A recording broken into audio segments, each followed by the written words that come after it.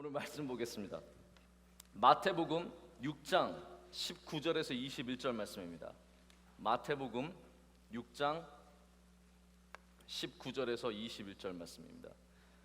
우리 수련의 주제 성구이기도 한데요, 우리 어제는 창세기 말씀으로 은혜를 받았고, 오늘 주제 성구 마태복음 6장 19절에서 21절까지 말씀 보도록 하겠습니다. 우리 다 함께 한 목소리로 읽겠습니다. 시작. 너희를 위하여 보물을 땅에 쌓아두지 말라. 거기는 좀과 동록이 해하며 도둑이 구멍을 뚫고 도둑질하느니라. 오직 너희를 위하여 보물을 하늘에 쌓아두라. 거기는 좀이나 동록이 해하지 못하며 도둑이 구멍을 뚫지도 못하고 도둑질도 못하느니라. 내 보물 있는 그곳에 내 마음도 있느니라. 아멘.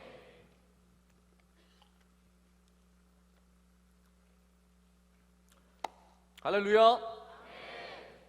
여러분, 은혜되는 수련회이십니까? 좋으십니까? 하나님께서 오늘 두 번째 날 저녁 예배로 모인 우리에게 이 시간 어제보다 더 성령의 은혜를 부어주실 줄로 믿습니다. 우리 마음속에 항상 더 기대함이 있어야 합니다. 여러분, 교회를 다니고 신앙생활하는 사람은요, 기대감이 없어지면 안 됩니다. 왜냐하면 하나님은 영원하신 분이시고 무궁하신 분이시고 어제보다 오늘 더 좋으신 분이시기 때문입니다. 그래서 수련회에 와서도 항상 오늘은 하나님께서 더 큰 은혜를 주실 거야. 내일은 장난 아닐 거야. 정말 하나님께서 우리에게 날마다 시간마다 더 채워주시고 더 보내주시고 더 강하게 임하실 것을 기대해야 합니다. 이것은 여러분, 세상적인 그런 욕구를 충족하는 것과는 굉장히 다릅니다. 세상에서 여러분들이 욕구가 생기면요, 그 욕구를 더 충족시키기 위해서 더 강한 어떤 자극을 원하고 더 강력한 그런 경험을 원하게 되는데요, 교회에서는 여러분, 우리가 더 강한 자극을 원하는 것이 아닙니다. 더 강력한 경험을 요구하는 것이 아닙니다. 우리가 요구하는 건, 우리가 원하는 건 딱 하나입니다. 하나님께서 오늘 나에게 더욱더 강하게 임하시는 것, 하나님의 임재가 더욱더 내 안에서 강력해지고, 그것은 무엇을 말하냐면요, 여러분, 일종의 땅 싸움입니다. 땅 뺏기 싸움. 여러분, 어렸을 때 이거 여러분들 안 해봤을 것 같아요. 그거 안 해봤습니까? 땅 따먹기. 여러분들은 땅에서 놀아본 적이 없잖아요. 있어요? 그럴 수가. 저희는 어렸을 때 땅 따먹기를 정말 많이 했습니다. 제가 옛날에 해안교회에 있었을 때, 이 망월동 거기 있을 때 정말 땅 따먹기를 친구들이랑 많이 했어요. 그래서 땅 따먹기 하는 게 너무나 그런 재밌는 기억으로 남아있거든요. 여러분, 우리가 하나님과는 계속해서 사실은 일종의 땅 따먹기예요. 그래서 하나님이 내 안으로 얼마나 더 들어오시는가, 하나님의 영역이 내 안에서 더 얼마나 넓어지는가, 하나님의 마음이 내 안으로 얼마나 더 들어오는가, 하나님의 생각이 내 안으로 얼마나 더 들어오는가, 그래서 내가 얼마만큼 하나님께 뺏기는가. 그래서 오늘 우리는 이 시간 다시 한번 하나님께서 나를 더 빼앗아 주기를 원하는 겁니다. 아니, 땅 따먹기를 하나님께 드리는 겁니다. 하나님, 제 땅 다 가져가세요. 하나님, 제 마음 다 가져가세요. 나의 생각을 다 가져가세요. 하나님이 다스리시는 땅, 하나님께서 임하시는 땅, 하나님께서 온전히 역사하시는 그 땅이 되기를 우리는 바라는 마음으로 이 자리에 앉아있다는 겁니다. 그래서 만약에 하나님이 우리 대학부 가운데 몇 명의 땅만을 갖고 있으셨다면, 수련회를 통해서는 그 영역이 더욱더 넓어지는 겁니다. 그냥 한낱 그루원으로서 아무 생각 없이 교회에 왔다 갔다 하던 사람들이 수련을 통해서 은혜 받으면 하나님의 땅이 되는 겁니다. 하나님의 우리 흔히 말하는 지역구가 되는 거예요. 이제 여러분은 그 안에서 하나님께 모든 주권을 드리고 하나님을 만나는 삶을 살게 된다라는 겁니다. 어제 여러분 말씀한 거 기억나세요? 제발 말씀 요약을 페이스북에 올려주지 마시기 바랍니다. 청년부들이 보잖아요. 저 그거 해야 돼요 다시. 청년부 대학부 수련회 주제가 똑같고요. 다시 해야 되는데 제가 보니까 어떤 친구가 정말 토시 하나 빼지 않고 감사합니다만 우리 청년부들, 여러분 만약 청년부 아는 사람 있으면 가능한 여러분들은 그런 분들을 올리지 않으셨으면 좋겠습니다. 어제 말씀을 통해서 제가 하나님께 우리가 쌓아야 할 제단에 대해서 먼저 말씀을 드렸습니다. 뭐 잠깐 복기를 아주 짧게 하자면 아브라함은 여러분 제단을 쌓는 삶을 살았습니다. 우리가 세상에 쌓을 것이 참 많겠지만 제단을 쌓는 삶, 특별히 막막한 가운데 새로운 출발 가운데 쌓은 세겜의 제단, 그렇죠? 그리고 하나님과의 관계가 깊어지는 하나님의 이름을 부르는 베델의 제단, 또 더 나아가서 정말 아무것도 기대할 수 없는 그러한 블랙 스완이 가득한 그런 삶 속에서 하나님께 드리는 헤브론의 제단, 브엘세바, 영향력이 커지고 능력이 많아지고 부가 쌓이고 많은 사람들에게 인정받는 때에 하나님께 쌓는 제단, 그리고 마지막으로 하나님께 모든 것을 의지하고 하나님께서 인도하심에 자신의 삶을 완전히 바쳐서 드리는 모리아 산의 제단, 이렇게 5개의 제단을 말씀드렸습니다. 그리고 더 나아가서 이 땅의 제단이 무너지고 있기 때문에 우리 세대가, 바로 여러분이 제단을 다시 재건해야 하는 사람들로 부름받았다는 사실에 대해서 제가 어제 저녁에 말씀을 드렸습니다. 그러면 오늘은 다시 한번 우리의 성경 주제 성구로 돌아와서 하늘의 보화를 쌓는 삶이란 것이 무엇인지에 대해서, 우리가 땅의 보화를 쌓지 않는 것이 무엇이며 하늘의 보화를 쌓아야 하는 것이 무엇인지에 대해서 좀 말씀을 나누기 원합니다. 제가 인터넷 검색을 하다 보니까 하늘에 쌓은 재물이라는 동화가 있었습니다. 아동문학가 이원수 씨가 쓴 동화입니다. 이 동화의 내용이 이렇습니다. 어느 한 나라가 있었는데요, 거기에 임금님이 살았습니다. 저는 아동 문학가처럼 쉽게 돈 벌어먹고 사는 사람이 없다라고 생각합니다. 저희 아이가 영민이가 책을 읽습니다. 제가 읽어주면 읽어요. 읽어주면 책을 아주 유심하게 보면서 자기가 페이지를 넘깁니다. 정말입니다. 물론 알고 넘기는 건 아니죠. 알고 보는 건 아니지만 아이가 보는데 제가 그 책들을 보면서 이거는 5분이면 쓰는 책이에요. 개구리가 울었어요. 깨굴깨굴. 새가 날았어요. 퍼득퍼득. 이게 책이에요. 제가 2분의 책도 읽으면서 이건 진짜 조금만 생각하면 쓸 수 있는 책이겠다. 하지만 굉장히 감동이 됩니다. 어느 나라의 임금이 살았는데 그 나라에서 제일 부자였어요. 이거 한번 제가 잘해보려고요. 지금부터 동화 구연입니다. 옛날 손이 오그라들죠? 안 하겠습니다. 네.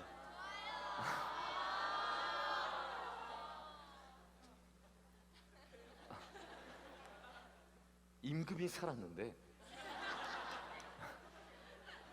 그 나라에서 제일 부자였어요. 막 황금이 많고 블링블링 막 모든 것을. 근데 어느 날 새벽에 하나님이 그에게 찾아오셨어요. 전 이걸 얘기하는데 왜 자꾸 사마귀 유치원의 쌍칼이 생각이 나요? 근데 왕의 부인이 예뻐. 이 정도? 자, 여기까지 하고요. 새벽에 하나님이 찾아오셔서 뭐라고 말씀하셨냐면요, 오늘 이 나라에서 가장 제일 가는 부자가 죽을 것이다 라고 하나님이 3번 말씀하셨어요. 임금은 자기가 제일 부자인 거예요. 그러니까 그 말을 듣자마자 마음에 근심함이 생긴 겁니다. 밤새 끙끙 앓았어요. 내가 언제 죽나?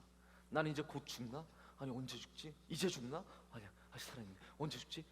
이러면서 밤을 새고 결국은 아침까지 살아있는 거예요.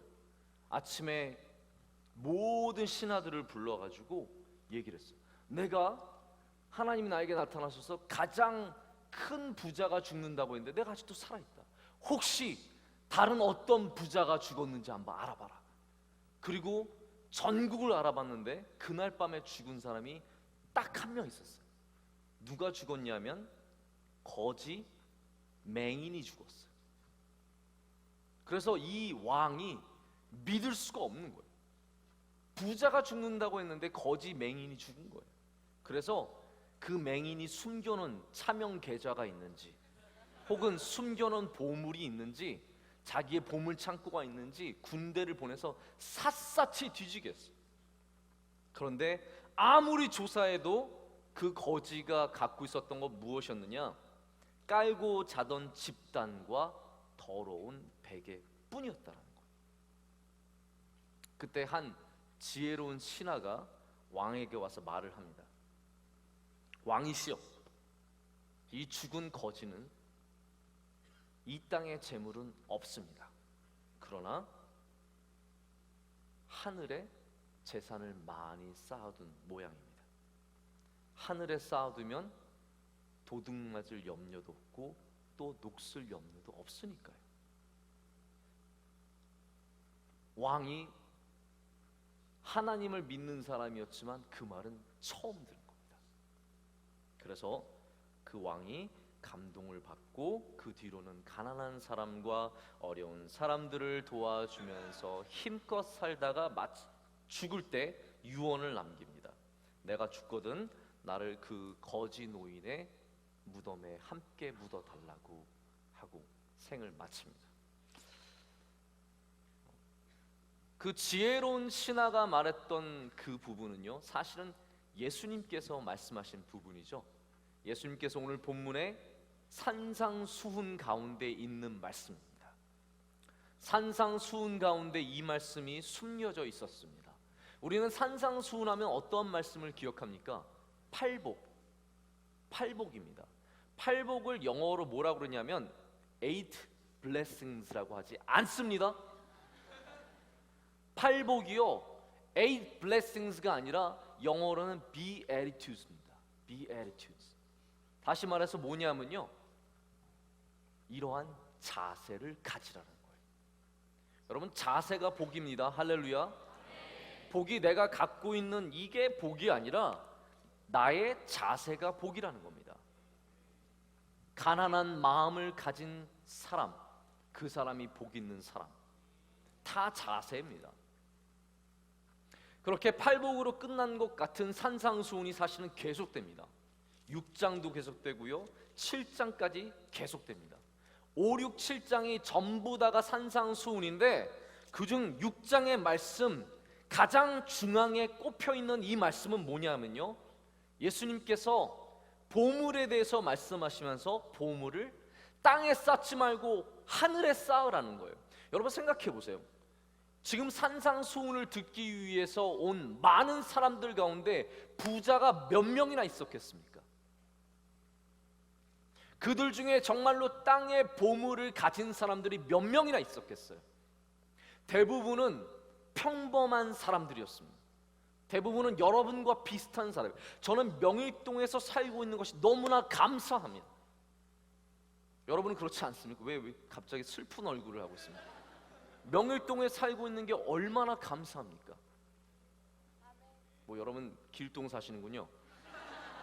길동에 살고 있는 것이 얼마나 감사합니까? 둔촌동 살고 있는 것이 얼마나 감사합니까?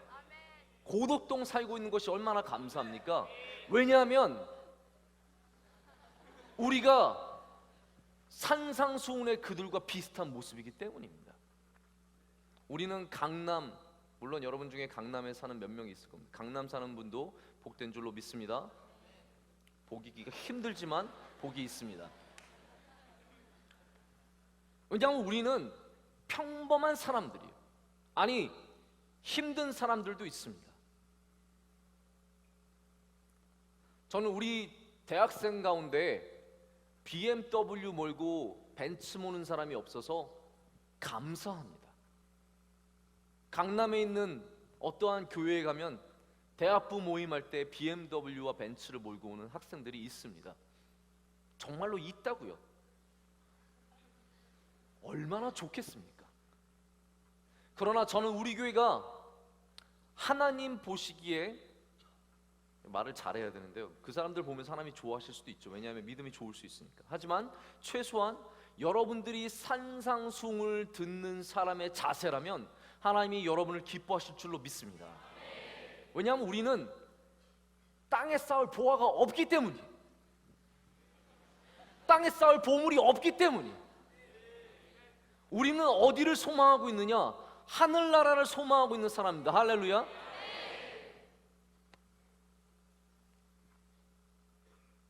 예수님께서는 아무것도 없는 사람들에게 말씀하시면서 뭐라고 말씀하시느냐? 자, 너희가 이제 인생을 살아야 하는데, 너희가 앞으로 잘 되길 원하고, 돈 벌길 원하고, 잘 먹길 원하고, 자녀가 잘 되길 원하고, 그런 좋은 마음들을 갖고 있는데, 너희를 위하여 보물을 쌓으려면 땅에 쌓지 말고 이제는 하늘에 쌓으라는 겁니다. 저는 예수님과 동일한 마음으로 오늘 이 말씀을 전하는 겁니다. 여러분 대학생들이고 지금 직장생활 시작한 사람들이고 앞으로 대학에 가려고 준비하는 사람들입니다. 여러분 지금까지 쌓은 보물은 별로 없습니다. 여러분 중에 계좌에 돈이 많은 사람이 누가 있겠습니까? 우리는 대부분, 아니 부모님이 돈이 많은 것, 여러분 그건 절대로 여러분의 보물이 아닙니다. 빨리 그거에서 눈을 떼야 합니다. 여러분이 앞으로 보물을 만들어가고 쌓아가는 삶을 살아야 하는데, 그러면 어떠한 자세를 가져야 하느냐? 땅에 그것을 쌓을 생각을 하지 말고 하늘에 쌓을 생각을 하란 말입니다. 왜 그러냐? 예수님께서는 오늘 몇 가지 이유 때문에 하늘에 보물을 쌓으라고 말씀하십니다. 뭐라고 말씀하시냐? 19절에 보면 땅에 쌓아두는 보물은 무슨 문제가 있습니까? 첫 번째, 좀과 동록이 해하며. 이런 어려운 말이 어디에 있습니까? 좀과 동록이 무엇입니까, 여러분? 좀은 뭐예요? 벌레입니다. 좀벌레는 여러분 그래도 아시죠? 자, 좀벌레는 뭘 먹고 삽니까?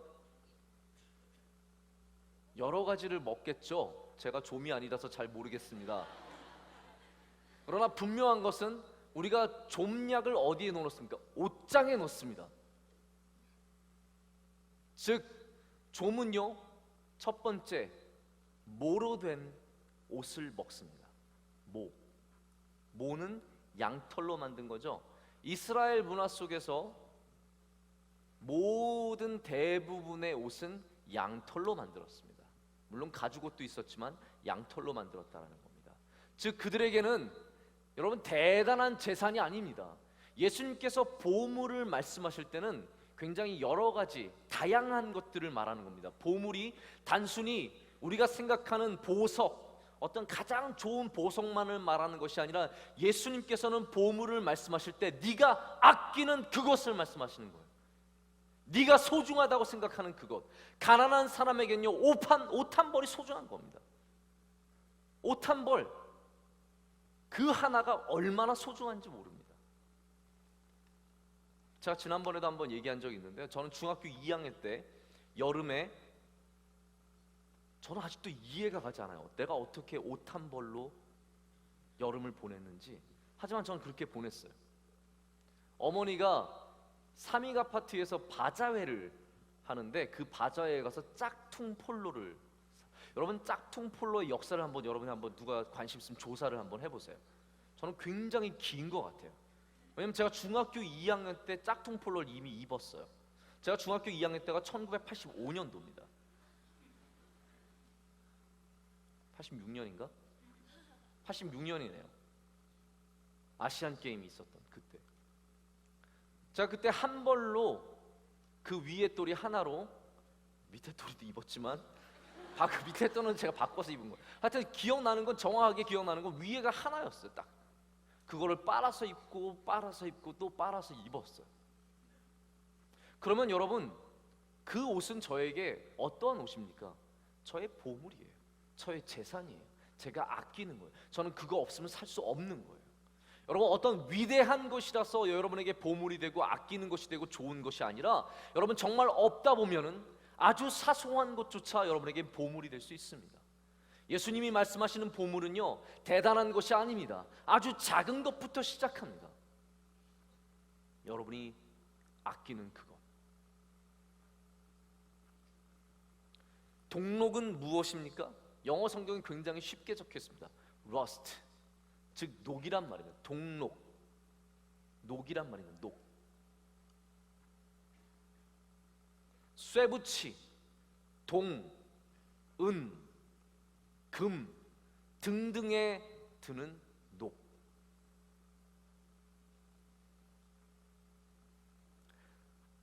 예수님께서 말씀하시는 것이 무엇입니까, 여러분? 이 땅에 있는 모든 보물들은 궁극적으로 여러분 제한성을 갖고 있습니다. 궁극적으로 영원하지 않다는 것이죠. 어떠한 옷도 영원할 수 없습니다. 어떠한 보물도 영원할 수 없다라는 겁니다. 뭐 다이아몬드는 영원한데요, 여러분 그렇게 따지는 게 아니라 예수님께서는 보물이 영원하지 않다라는 것을 우리에게 보여주신다라는 겁니다. 반면에 하늘에 쌓는 보물은 어떠한 상징성을 갖고 있습니까? 좀과 동록이 해하지 못한다라고 말씀하고 있습니다. 그것은 영원하다라는 겁니다. 자, 제가 초반부에 기초를 쌓고 있습니다. 여러분이 지금 이때 잘 따라와 줘야 됩니다. 두 번째로 예수님께서 지적하신 부분이 뭐였냐면, 도둑이 구멍을 뚫고 도둑질한다라고 얘기했습니다. 저는 왜 구멍을 뚫는다는 표현을 예수님께서 쓰셨는지는 정확하게 모르겠지만, 당시에 아마 이러한 보물들을 보관하는 장소가 어떠한 방이나 아니면 어떠한 상자였겠죠. 그런 것에 도둑이 구멍을 뚫고 가져간다라는 표현을 쓰셨습니다. 다시 말해서 어떠한 보물이든지 여러분 나의 것인 것 같고 내가 영원히 가질 수 있는 것 같지만 누가 가져가면 끝입니다. 더 이상 여러분의 보물이 될 수 없다라는 겁니다. 내 소유, 나의 것이라고 생각하지만 어느 순간 내 손을 떠나는 경우가 얼마나 많은지 모릅니다. 영원히 내 것이라고 생각했던 것이 한순간에 남의 것이 되는 것이 경우가 얼마나 많은지 모릅니다. 여러분 기억나시는지 모르겠는데요, 1999년에 우리나라의 거대한 기업 하나가 무너졌습니다. 어떤 기업입니까? 대우. 누가 아네요? 대우라는 기업이 그때 완전히 산산조각이 났습니다.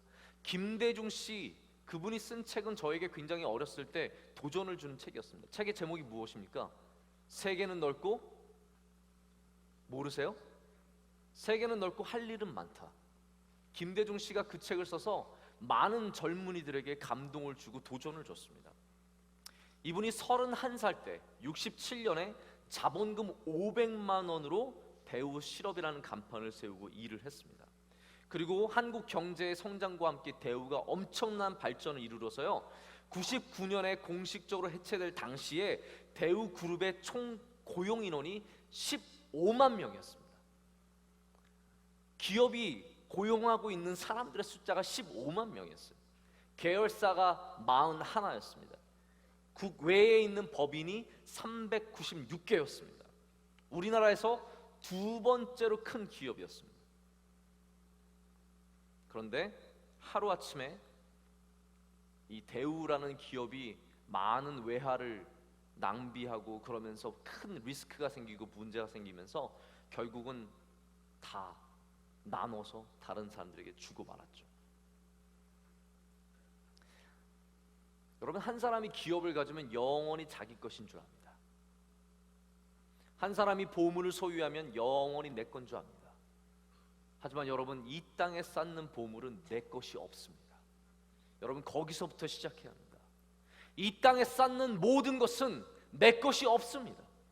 빨리 하나님께 그것을 고백해야 합니다. 여러분, 젊을 때일수록 내 것이 아니라는 고백을 해야 합니다. 내가 갖고 있는 모든 것, 내가 쌓은 것, 나를 구성하고 있는 모든 좋은 것들 다 내 것이 아님을 빨리 하나님께 고백을 해야 된다는 것이죠. 땅에 쌓은 보물이 있으면 여러분이 행복할 것 같고 그것이 여러분의 인생을 보장해 줄 것 같지만 여러분 절대로 그렇지 않다라는 겁니다. 제가 좀 극단적인 예를 들어보겠습니다. 저는 극단적인 예는 별로 도움이 되지 않는다고 생각하는데 여러분 이 예를 들고 한번 좀 생각해 보시길 바랍니다.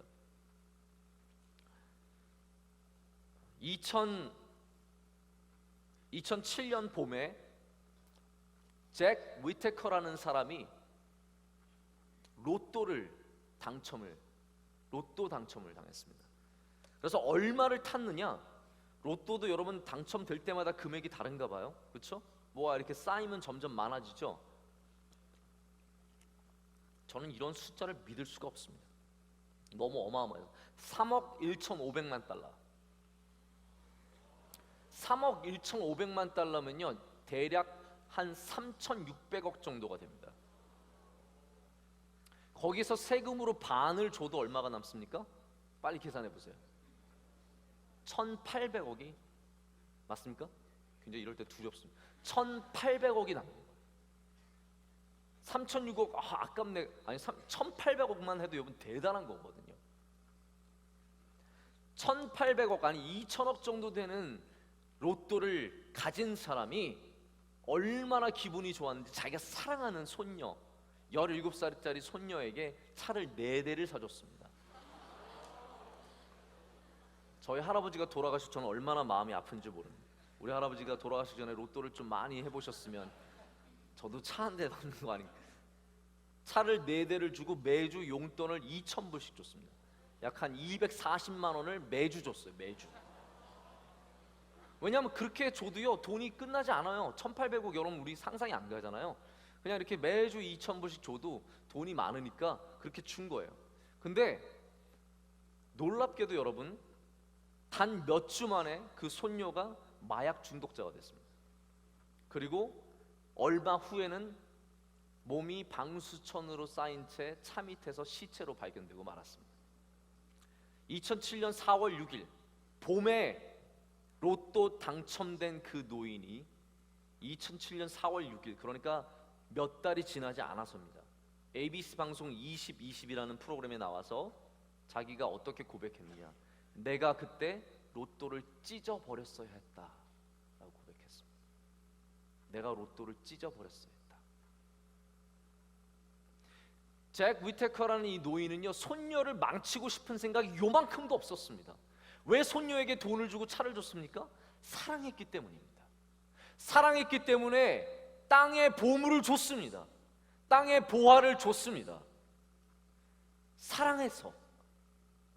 사실은 보물을 준 게 아니라 뭘 한 겁니까? 사랑한다고 얘기를 한 겁니다. 그러나 그 보물 때문에 손녀는 죽고 말았습니다. 예수님께서 오늘 우리에게 왜 이 말씀을 하십니까?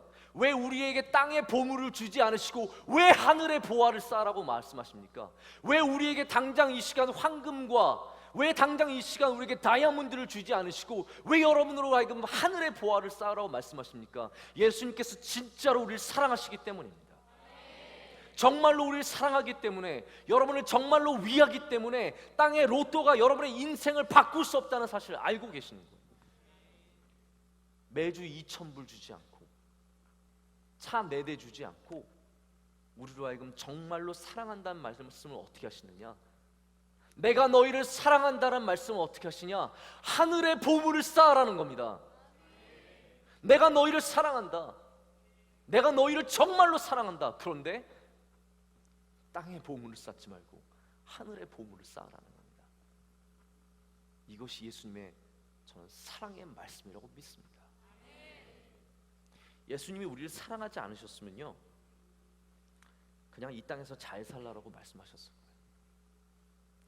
아니 예수님께서 우리를 사랑하지 않으셨으면 그리스도인이 되면 계좌에 1억씩 들어와야 됩니다. 그리스도인으로 등록하는 순간 명성교회에 딱 등록하면 계좌에 1억 딱 들어와요. 기분 얼마나 좋겠습니까? 하지만 그것으로 인생을 살릴 수 없습니다. 아니 계좌에 10억이 들어와도 여러분의 인생을 바꿀 수 없습니다. 하늘의 보화를 쌓아야 여러분의 인생을 바꿀 수 있습니다. 그래서 예수님은 이렇게 간절히 우리에게 얘기하는 겁니다. 땅에 보화를 쌓지 말고 하늘의 보화를 쌓으라는 거죠.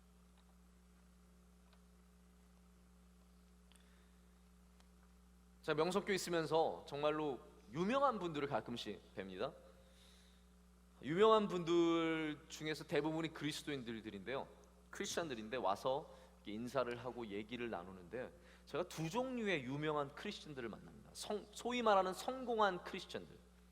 성공한 크리스천들은 두 종류가 있습니다. 항상 어떠한 사람들이냐, 한 사람은 신앙인이면서 행복한 분들이 있습니다. 정말 성공한 신앙인으로서 행복한 삶을 사는 분들이 있습니다. 다른 사람들은요, 똑같이 성공했고 똑같이 문제가 없지만 반대로 굉장히 불안해하고 답답해하고 불평이 많은 사람들이 또한 있습니다. 제가 그 두 분들을 대비해 봅니다. 왜 신앙이면, 왜 성공했는데 왜 불만이 있고 불평이 있고 괴로울까? 저분은 왜 똑같이 성공했는데 왜 저렇게 행복하고 감사하고 즐거울까? 여러분들이 나중에 계속해서 성장하다가 어른이 되면 참 이상한 게요, 어른이 잘 안 됩니다. 여러분들 어른입니까? 여러분 어른이에요? 여러분 나이 드신 분들 얘기할 때 뭐라고 합니까? 어른들이 그러죠. 여러분이 아직 어른이 아니라는 거예요. 제가 올해 학교를 일찍 가서 제가 한 살 적은데 올해 40이에요. 40! 불혹! 정말 말로만 듣던 그 불혹의 나이가 제가 됐습니다. 근데 저는 제가 아직 어른이라는 생각을 안 해봐요. 제가 어른은 분명히 어른, 이제 나이가 먹은 어른인데도 불구하고 어른이라는 생각을 안 해요. 제가 한 책 한 권을 어떤 분에게 봐서 읽었는데요, 어른이 되는 나이가 점점 뒤로 가고 있다라는 그런 분석이었어요. 그 사람에 의하면 여러분들은 아직 어른이 되려면 멀었어요. 저도 사실은 아직 어른이라는 생각이 들지 않습니다. 그런데 여러분이 정말로 어른이 되면요, 무엇이 드러나느냐, 여러분의 보물을 어디에 쌓았는지가 반드시 드러나게 되어 있습니다. 여러분의 삶 가운데 50이 되고 55세가 되고 60이 되면요, 내가 정말로 보물을 쌓은 곳이 어디인지가 여러분의 삶 가운데 드러납니다. 성공한 그리스도인들 가운데 정말로 행복하고 감사한 사람들, 그 사람들은 어디에 보화를 쌓은 사람들입니까? 하늘의 보화를 쌓은 사람이에요. 내가 지금 갖고 있는 부와 상관없는 얘기입니다.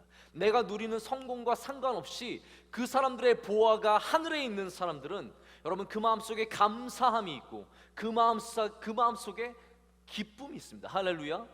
그러나 땅에 보물을 쌓고 땅에 내 모든 것을 쌓은 사람은요, 아무리 신앙생활을 오래 하고 나이가 먹어도요, 성공해도 마음이 답답하고 불안합니다. 왜냐? 예수님께서 뭐라고 말씀하셨습니까? 도둑이 뚫어서 들어와서 그 물건을 훔쳐가기 때문이라고 말씀하시는 거예요.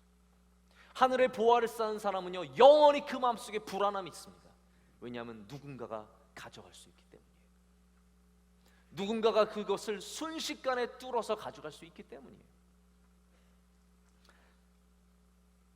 제가 우리 수련회 와서 감사한 건 뭐냐면요, 다시 한번 우리 실행위원 집사님들과 좀 한번 얘기를 나눌 수 있고 만나서 좀 식사라도 같이 할 수 있어서 참 좋습니다.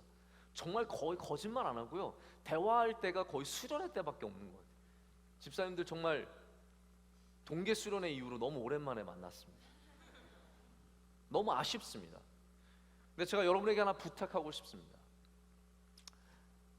자, 우리 실행위원 집사님, 우리 위원장이신 송동훈 집사님을 비롯해서 우리 함께 섬기시는 모든 집사님, 이분들을 보면요, 제가 틀릴 수는 있어요. 꼭 맞다는 얘기는 아니지만 저는 이분들이 하늘의 보화를 쌓는 분이라는 그런 감동을 받습니다. 왜냐하면 사회에서 다들 얼마나 훌륭하신 분들인지 모릅니다. 그런데 첫 번째, 겸손함이 있습니다. 왜 겸손한지 아십니까? 쌓은 것을 보지 않기 때문에.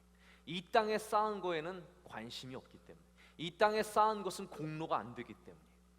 하늘에 쌓여 있기 때문에. 이분들에게 기쁨이 있습니다. 하늘에 쌓아놓은 것이 많으면 많을수록 우리 안에 기쁨이 있는 줄로 믿습니다. 하늘에 쌓인 것이 많은 사람은요, 그 마음속에 불안함이 없습니다. 왜냐하면 영원한 것이기 때문에, 하나님이 지켜주시는 것이기 때문에, 변하지 않는 것이기 때문에 그 마음속에 기쁨이 있는 거거든요. 그래서 저는 여러분에게 권하고 싶은 건요, 우리 실행위원 집사님들에게 많이 찾아가십시오. 집사님들 가다가 갑자기 나이 드신 분이 있으시다. 그분 우리 실행위원 집사님이에요. 죄송하지만 나이가 드신 걸 어떡하겠어요. 심지어는 우리가 나이 안 드신 우리 이 집사님은 나이가 들어 보이세요. 흰 머리가 많아서. 가서 많이 만나세요. 그래서 정말로 인생의 하늘의 보화를 쌓는 삶이 어떤 것인지 많이 얘기해 보시고 많이 배우시기 바랍니다. 할렐루야.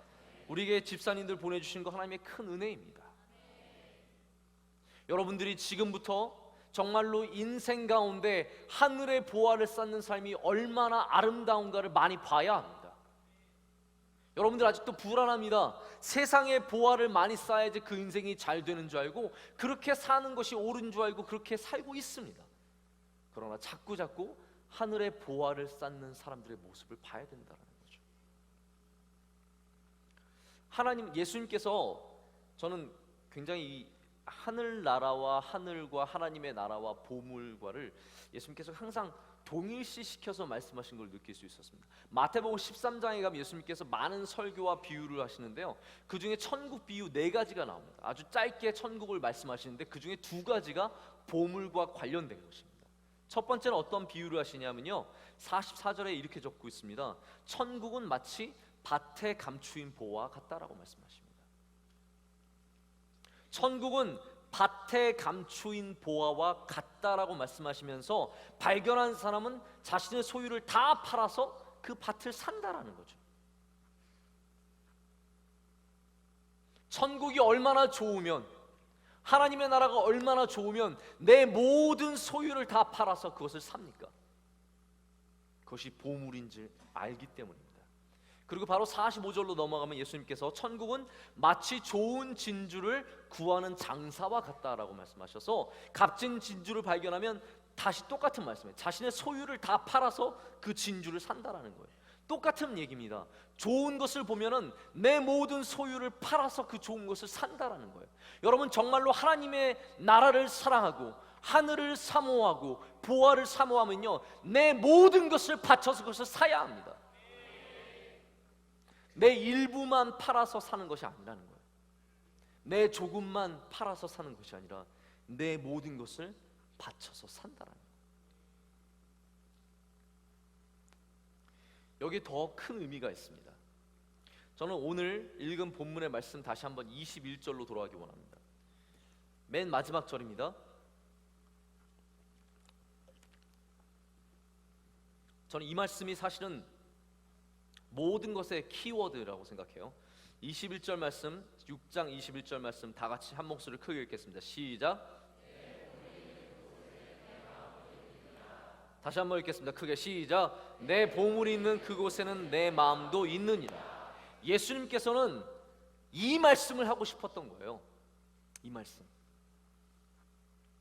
보물이 있는 곳에 너의 마음이 있다라는 겁니다.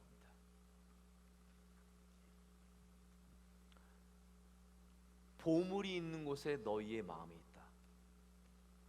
다시 말해서 내가 하늘에 보물을 쌓으면요, 내 마음이 어디 있는 겁니까? 하늘에 있는 거예요.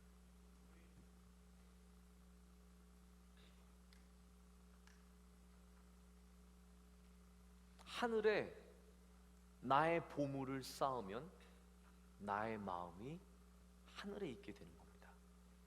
예수님께서 정말로 산상수훈을 듣는 이 모든 사람에게 원했던 마음은 무엇입니까? 그들의 마음이 하나님의 나라에 있기를 원한 겁니다.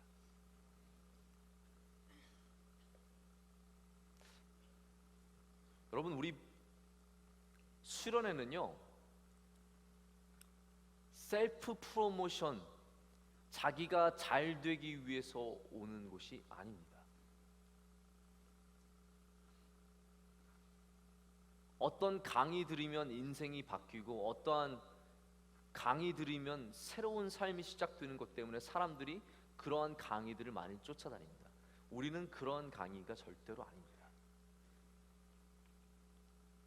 오늘 정말로 여러분이 가져야 할 마음은 뭐냐? 하나님의 나라에 여러분의 마음을 두는 겁니다. 지금 우리는 여전히 우리의 마음은 이 땅에 있습니다. 왜 그렇습니까? 우리의 보물이 다 이 땅에 있기 때문이에요. 우리가 정말로 좋다고 생각하는 것은 사실은 아직 다 이 땅에 있기 때문이에요. 우리가 정말로 아끼는 것은 사실은 다 이 땅에 있기 때문이에요. 말로는 우리가 하늘의 보화를 쌓는다라고 얘기하지만 실제로는 우리는 지금도 이 땅에 보화를 쌓는 삶을 살고 있습니다. 왜냐하면 우리의 마음이 이곳에 있기 때문이에요. 그러나 우리가 정말로 하나님을 바라보고 하나님의 나라를 바라보고 하늘나라를 생각하면 그 다음부터는 여러분 정말로 우리가 하나님의 나라의 보화를 쌓는 삶을 시작하게 되는 겁니다. 첫 번째 가져야 할 마음은 무엇이냐? 여러분의 마음을 하늘에 두기를 원합니다. 그러면 우리는 그 다음부터 정말로 하늘의 보화를 쌓는 것이 무엇인지 알 수 있게 됩니다. 이 땅에 우리의 마음이 있습니다. 여러분의 마음이 인터넷과 게임에 마음이 있는 사람들 많습니다. 그러면 어떻게 해야 되느냐? 제가 그래서 몇 가지 한번 좀 실제적인 얘기들을 예를 들어가면서 좀 해보겠습니다. 여러분의 마음이 인터넷과 게임에 가 있으면 어떻게 해야 하느냐? 그러면 그 마음을 어떻게 하나님의 나라로 옮길 수 있느냐? 여러분이 인터넷과 게임에 쓰는 시간을 담대하게 떼어서 하나님 나라에 쌓아야 합니다. 제가 여러분에게 인터넷 게임하니까 컴퓨터를 하나님의 나라에 드려라 이렇게 말할 수는 없습니다. 그러나 여러분이 게임방, PC방 여러분의 방에서 갇혀있는 시간을 떼어서 교회와 사회로 나가서 봉사활동하고 남을 돕는 삶, 섬기는 삶, 나의 뇌를 자극하고 충족시키는 삶이 아니라 다른 사람을 섬기는 삶으로 나가는 것이 그것이 바로 이 땅에서 보물을 쌓는 삶에서 하나님의 나라의 보물을 쌓는 삶으로의 전환입니다. 할렐루야. 무슨 말인지 아시겠습니까? 음식에 마음이 있는 사람들이 있습니다. 오늘 밤도 야식이 뭐가 나올까? 고등학생들은요 마지막 날에 뭐가 초관심이냐, 초미의 관심사냐? 치킨을 먹느냐 안 하느냐. 금요일 날 밤에요 정말 거짓말하고 원주에 있는 모든 닭들이 비명 행사했습니다.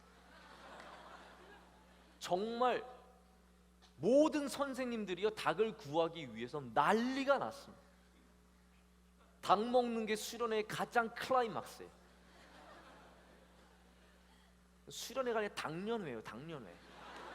완전히 저한테는 하나도 가져다 주지 아니하고 냄새만 정말 맡으면서 음식에 마음이 있는 사람들도 있습니다. 요즘에 여러분 미포메이션이라는 단어가 있는 거 아십니까? 미포메이션은 뭐냐면요 나에 대한 정보를 공유하는 겁니다.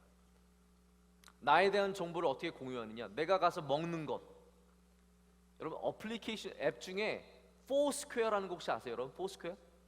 그래서 저는 가끔 가다가 포스퀘어 쓰는 사람들은요 내가 어디에 뭐 사장이 되었네 아니면 내가 누구를 밀어냈네 이러면서 정보들이 어느 카페에 내가 뭐라 그래요 그걸? 네? 메이어 그쵸? 시장이 되었다고 메이어가 됐다고 이렇게 올라와요.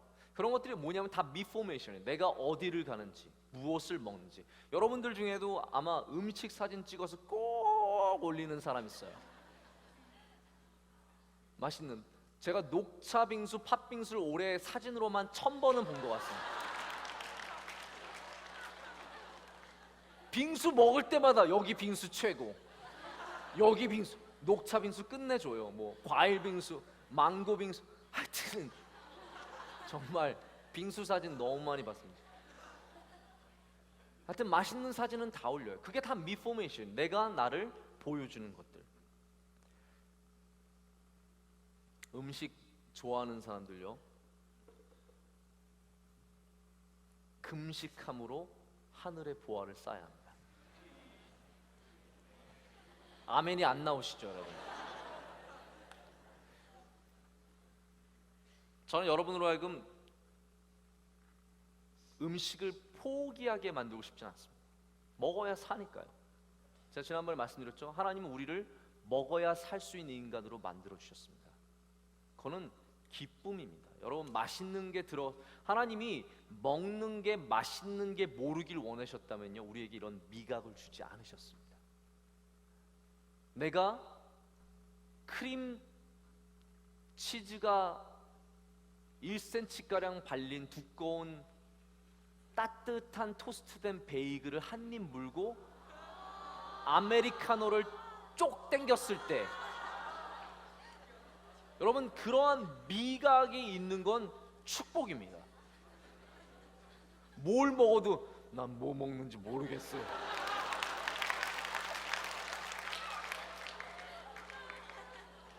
대장금처럼 미각을 잃어버리면 그것처럼 저주가 어디 있습니까? 하나님은 여러분이 음식을 맛있게 먹기를 원하십니다. 할렐루야. 과일 맛도 다 다르게 만들어 주셨어요. 하나님 우리로 하여금 그냥 영양소를 섭취하기 위해서 과일을 먹게 만드셨다면 과일 맛이 다를 필요가 뭐가 있어요? 수박을 먹어도 수박 맛이 나고, 포도를 먹어도 수박 맛이 나고, 복숭아를 먹어도 수박 맛이 나고, 그러면 얼마나 편하겠어요? 아니, 하나님은 여러분이 다른 맛을 알기를 원하시는 거예요. 그렇지만 여러분, 하나님께서 또 원하시는 게 있습니다.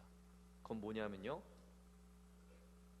음식을 즐거워하고 음식으로 기뻐하는 것보다 하나님의 말씀을 더 기뻐하는 것. 그럼 우리가 어떻게 하늘의 보화를 쌓을 수 있을 것이냐? 자기가 때로는 금식함으로, 항상이 아닙니다. 때로는 하나님께서 마음을 주실 때 금식함으로 하나님께 나아가는 겁니다. 하나님, 오늘은 제 입맛 셧다운 시키겠습니다. 오늘은 하나님의 말씀으로 저의 입을 채우겠습니다. 하나님의 말씀이 꿀과 같이 단 것을 저는 꼭 느끼고 싶습니다. 하나님, 저에게 주의 말씀을 주시옵소서. 저의 배를 채워 주시옵소서. 주의 양식으로 저를 굶기지 않게 하여 주시옵소서. 그게 하늘의 보화를 쌓는 연습이라는 거예요. 그래서 여러분, 모든 면에서 여러분 하늘의 보화를 쌓는 경험을 해봐야 됩니다. 아, 이것이 하늘의 보화를 쌓는 일이구나. 내가 지금 하는 것이 하늘의 보화를 쌓는 거구나. 내가 지금 이 땅에 비록 살고 있지만, 내가 지금 이 땅에 살고 있어도 보화는 보화만큼은 하늘에 쌓겠다는 마음이 있어야 합니다. 여러분, 남친 여친의 마음이 온통 가 있으면요, 다시 한번 말씀드립니다. 이건 마음의 문제입니다.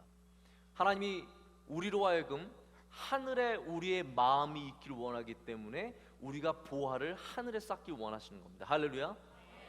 계속해서 저희가 반복해서 말하는 겁니다. 왜냐하면 이걸 자꾸 이해해야 돼요. 자꾸 더 들어야 돼요.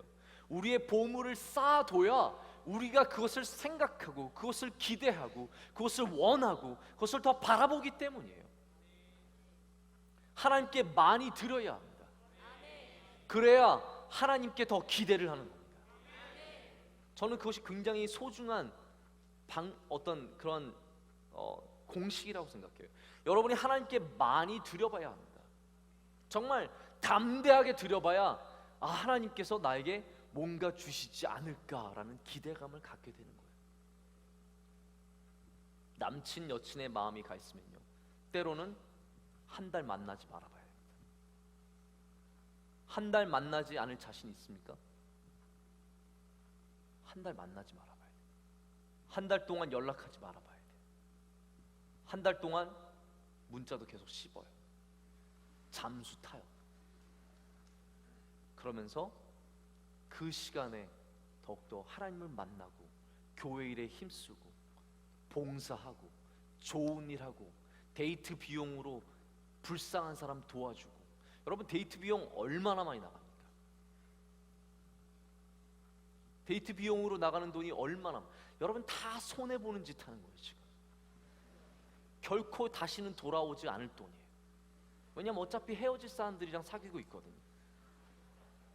잔인하지 않습니다. 여러분, 제가 말씀드린 25 밑에 사귀는 여러분 대부분은 결국은 미안합니다.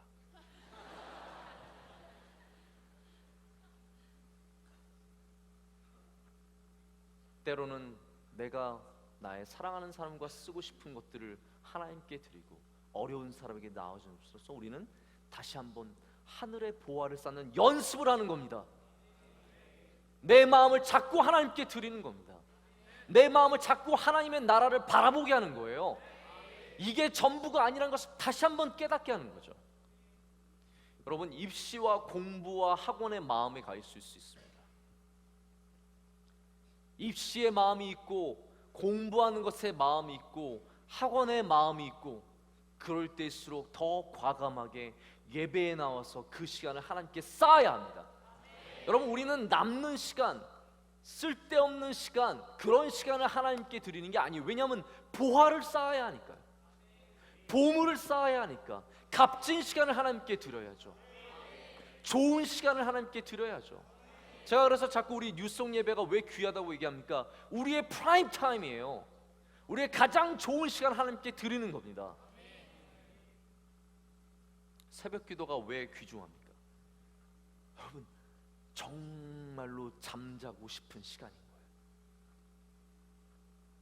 정말로 좋은 시간인 거예요. 여러분, 수련회 와서 언제 가장 후회합니까? 아침 5시에 새벽 기도 빵빠레 울면 내가 이놈의 수련회 괜히 와가지고 새벽 기도 가야 되는, 집에 있으면 편하게 잘 수 있는데 어쩔 수 없이 막 계속 선배들이 파란 조끼 입은 애들이 와가지고 계속 쿡쿡 찌르고 일어나라 그러고, 그러면 어디로 숨어 보려고 계속 기어 들어가다가 결국은 들켜가지고 나와가지고 어쩔 수 없이 6시 10분에 여기로 들어오는 인간들.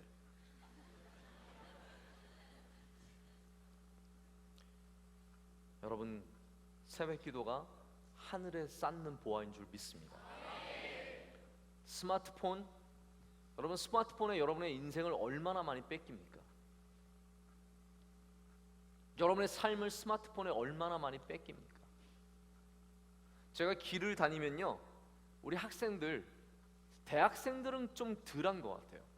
그러나 고등학생, 중학생 애들은요 정말 길을 이루고 걸어요. 그리고 알아서 가요. 이렇게 이 모든 정보들이 다 입력이 되나 봐요. 차를 타고 가면서 제가 불안할 때가 얼마나 많아요. 쟤 넘어질 것 같은데, 여러분 잘 알아서 이렇게 걸어가요. 또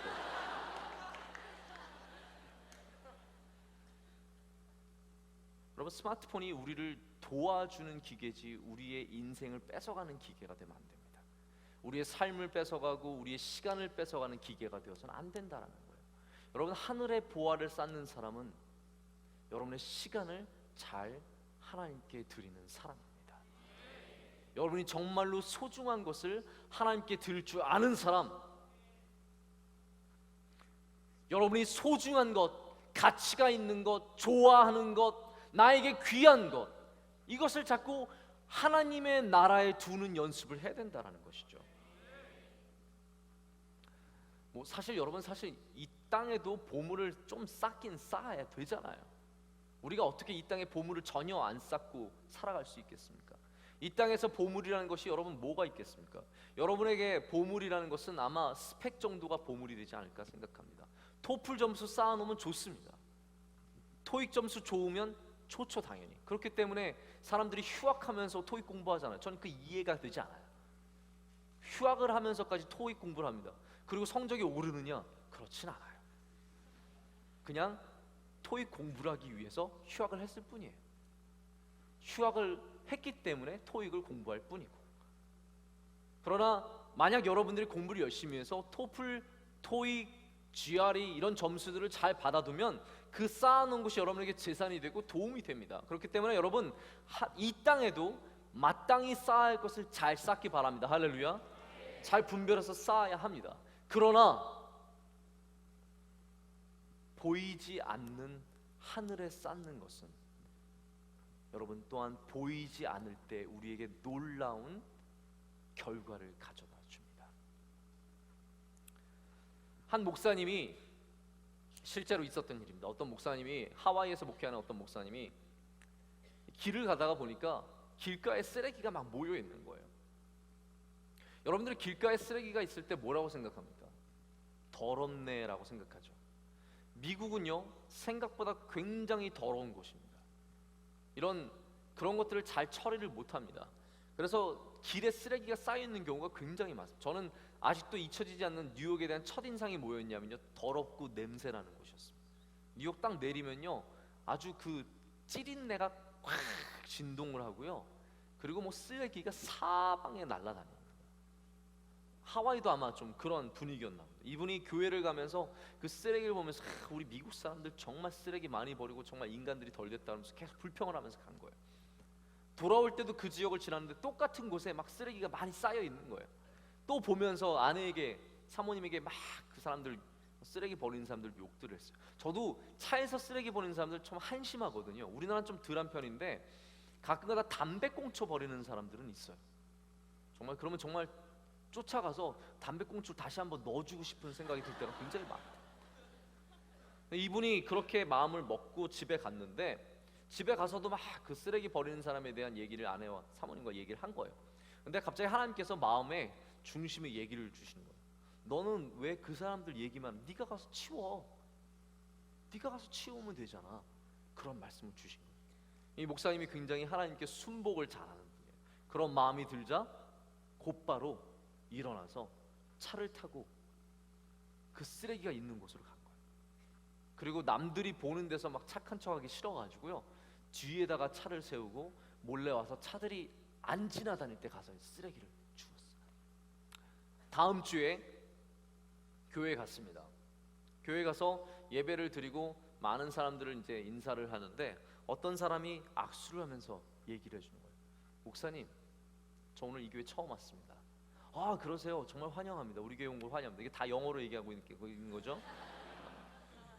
근데 그분이 얘기를 해주는 거예요. 사실은 목사님, 제가 지난주에 길을 가다가 목사님이 쓰레기를 줍고 있는 모습을 봤습니다. 제가 거기에 참 큰 감동을 받았습니다. 제가 그래서 목사님이 계시는 교회로 오게 됐습니다 라고 고백을 했다라고 합니다. 여러분, 우리가 하늘에 쌓는 것은 때로는 전혀 보이지 않는 것들입니다. 나의 인생에 도움이 되지 않는 것들입니다. GRE, 토플, 토익은 당장 나의 인생에 도움이 되는 보물과 같은 것들입니다. 그러나 때로 하늘에 쌓는 것은요, 나의 인생에 요만큼도 도움이 안 되는 것들이 많습니다. 선행하는 것, 여러분 컴패션이나 아니면 우리 교회에 있는 월드 투게더나 이런 것들을 통해서 여러분이 어린아이 하나 돕는 것, 여러분의 인생에 실제로 도움이 됩니까? 무슨 도움이 돼요? 크리스마스 때 카드 오는 정도잖아요. 아이 사진이 담긴 카드가 오면 그걸 보면서 우리 애가 이렇게 컸어요 이러면서 끝이에요. 여러분이 하는 선행의 싸움, 좋은 일, 헌금들이, 여러분 헌금 들어서 여러분에게 좋은 게 뭐가 있어요? 여러분 정말 이상한 사람들이에요. 정신 나간 사람들이에요. 왜 교회 와서 헌금을 합니까? 왜 교회 와서 교회 하나님 11조, 여러분이 이 일에서 번 돈의 10의 1을 왜 떼서 하나님께 드려요? 감사헌금, 좋은 일 있으면 그거 좋은 일 있으면 감사해야지. 그냥 친구들이랑 밥 사 먹으면 되죠. 왜 그때 하나님께 감사함으로 감사헌금을 드립니까? 여러분에게 도움이 되는 거 하나도 없어요. 그러나 하나님께서 반드시 갚아주는 줄 믿습니다. 하늘에 쌓는 보화는요, 나에게 직접 도움이 되는 것들이 아닙니다. 하늘에 쌓는 보화는 아무도 알아주는 것들이 아니에요. 하지만 내가 쌓으면 하나님께서 반드시 보시고 반드시 여러분에게 갚아주는 줄 믿습니다. 그래서 그것을 우리가 영원한 것이라고 부르는 거예요. 하나님은 영원히 기억하십니다. 하나님은 영원히 그것을 붙잡고 계십니다. 영원히 보관하십니다. 여러분, 하나님께 드리는 헌금, 저는 여러분 이거 절대로 기복적인 얘기로 하는 것이 아닙니다. 저는 예수님의 마음으로 이 얘기를 좀 하고 싶어요. 하나님께 드리는 헌금, 그것이 저는 헌금의 액수로 쌓이는 것이 아니라 여러분의 마음으로 쌓인다고 믿습니다. 그래서 어떤 사람은 1억을 헌금했을지라도 가보면 보화가 요만큼 있을 수 있고, 어떤 사람은 100원을 헌금했을지라도 가면, 제가 이럴 때 당회장 목사님의 표현력이 있었으면 참 좋겠다는 생각을 합니다. 당회장 목사님은 정말 이런 표현을 잘하십니다. 어마하게 큰 보화가 있을 수 있다는 거예요. 다시 한번 21절 말씀으로 돌아가는 겁니다. 내 보물이 있는 그곳에는 내 마음도 있느니라. 할렐루야. 여러분의 마음이 쌓이는 것, 그것이 보물이 쌓이는 것이고, 여러분의 진정성이 쌓이는 곳, 그곳이 천국입니다. 그곳이 하늘나라입니다. 그것이 하나님의 나라입니다. 그래서 여러분, 믿는 척하지 마시기 바랍니다. 하나님을 인정하는 척하지 마시기 바랍니다. 헌금 내는 척하시지 마시기 바랍니다. 척은 안 쌓입니다. 선행하는 척 절대로 안 쌓입니다.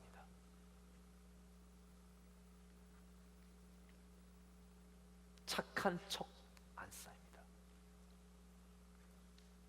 여러분의 마음이 쌓입니다.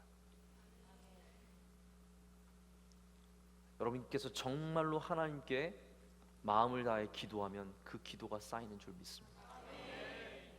기도하는 척 100시간을 기도해도 그 기도가 하늘나라의 보물로 쌓이지는 않는다라는 거.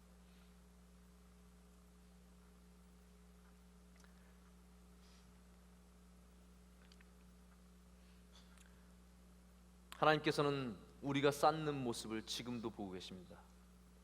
내가 어디에 가서 하나님께서 주신 마음으로 쓰레기를 줍고 있으면 그것이 하늘에 쌓이는 귀한 우리의 모습인 줄 믿습니다. 내가 하나님 주시는 마음으로 약한 자를 돕고 있으면 그것이 쌓이는 것입니다. 내가 하나님 주시는 마음으로 기도하고 예배하고 눈물 흘리면 그 눈물이 한 방울 한 방울 쌓이는 줄 믿습니다. 여러분, 그래서 억울해서 울지 마십시오. 억울해서 흘리는 눈물은 쌓이지 않습니다. 그러나 하나님을 갈구하며 흘리는 눈물은 반드시 쌓이는 줄 믿습니다.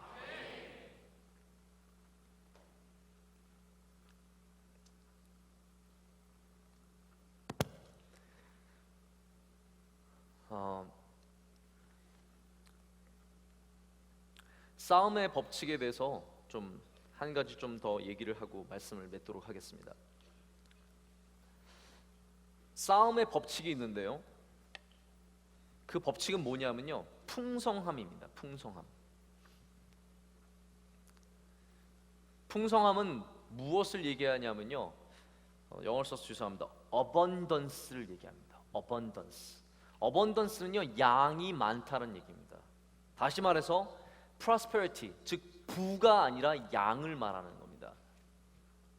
무슨 말을 하고 싶으냐 하면요, 제가 여러분 하늘에 쌓되 많이 쌓아야 합니다. 할렐루야. 하늘에 많이 쌓는 여러분 되시길 바랍니다.